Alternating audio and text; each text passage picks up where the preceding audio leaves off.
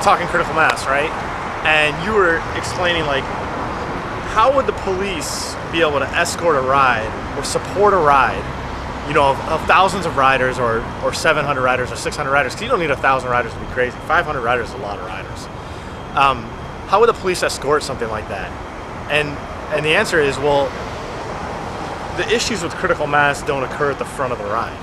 Because the front of the ride, it's always been a tradition, in my experience, that the front of the ride stops when they hit a red light.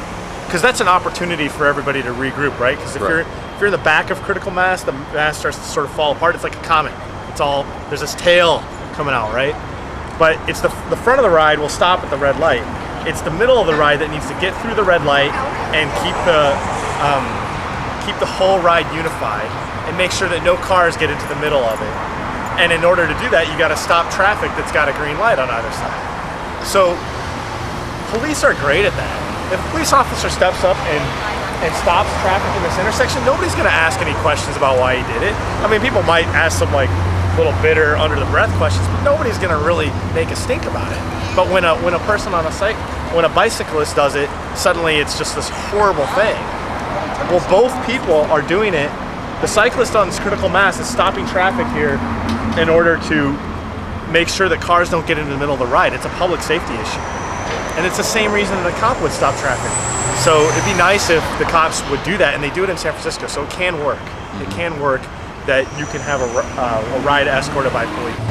What do you think about the people, the drivers who are getting upset, especially, you know, when there's a long delay at the light, and you know the riders are taking a while when it gets to be like 4, 5, 6, 7, 800 people?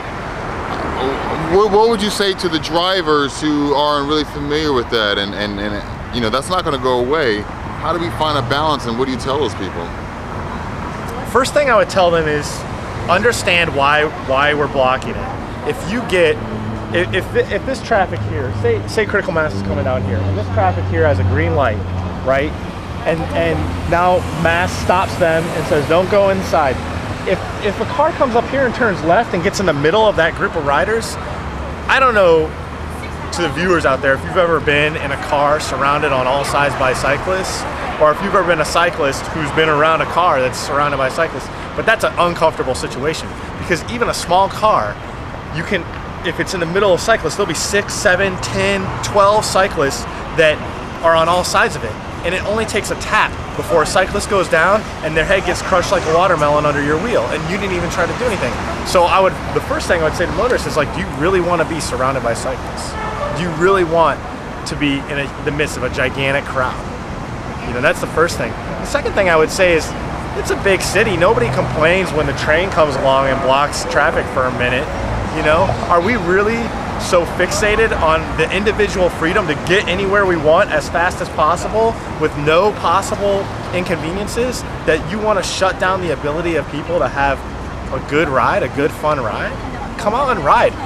Anybody that doesn't like it, come out and try the ride, you know, before you criticize, or criticize, then come out and ride, and then continue your criticism, but have the courage of your convictions to come see if it's actually a worthwhile endeavor, you know? Where do you see the future of the bike community here in LA specifically? Man, it's tough. It got really chaotic. It used to be kind of simple. It wasn't simple, but it was simple enough that I felt I understood where things were going. And recently things have there's so much energy and there's so many people trying to start projects that I don't know where it's going. But I think we're starting to get political access. That's really good.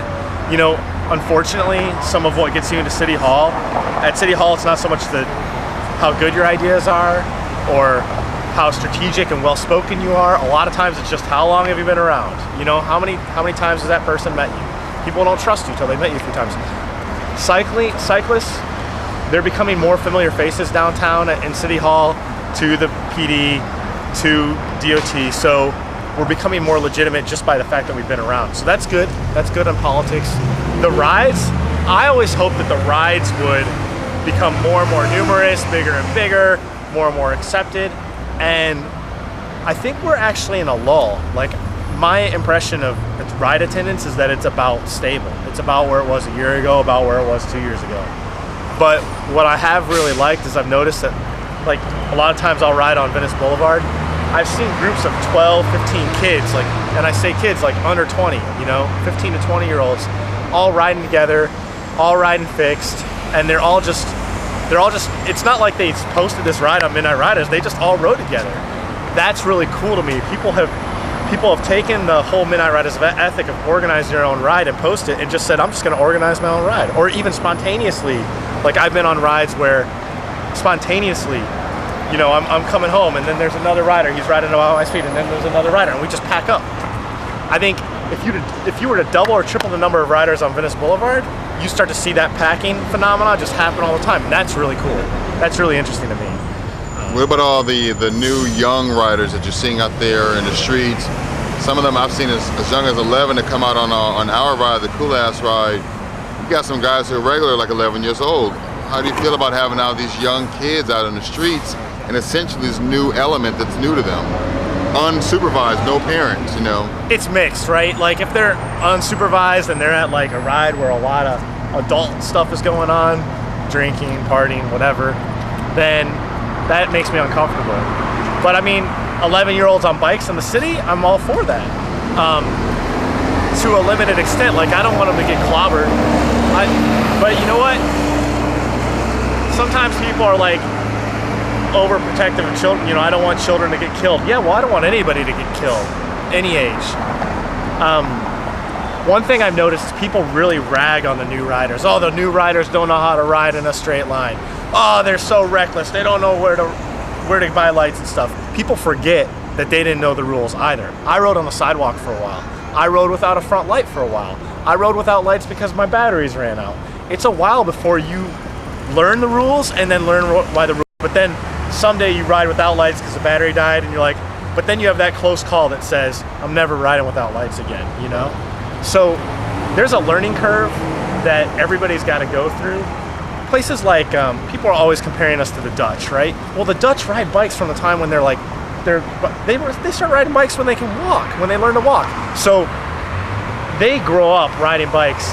They don't have to go up that learning curve. We have to go through that learning curve. So we have a whole nother conversation that has to happen in Los Angeles where we all have to, anybody that's gonna ride bikes probably has to learn how to ride bikes. And even pull that out, right? Pull out from that, and that's analogous to another conversation that needs to happen in LA. You go to New York City, pedestrians know what cyclists are doing. Pedestrians know what motorists are gonna do. Motorists know what pedestrians are gonna do. Motorists know what cyclists are gonna do. Cyclists know what pedestrians and motorists are gonna do. Everybody knows there's the rules and then there's what really happens, and everybody knows what the real rules are of the road, right? Like my dad jaywalked right in front of New York PD, and then I stood there like, I'm not gonna jaywalk right in front of NYPD, like in front of their car. And they just looked at me like, are you gonna go? Are you gonna jaywalk? Like, come on. They were encouraging me to. So in New York City, there's some unwritten rules and everybody knows them, right? In LA, okay, we're downtown, look at all these pedestrians, right? But this is totally atypical. Go anywhere else in LA, you hardly see a pedestrian, right? So motorists have no idea what to do with pedestrians, and they have even less of an idea what to do with cyclists. So we have this long conversation ahead of us that we're just getting started on. That's a conversation between all these different modalities about how do we work together? Who's gonna go in this situation? Who's gonna go when the rider are stacked up here and the driver's stacked up here and the pedestrian's over there?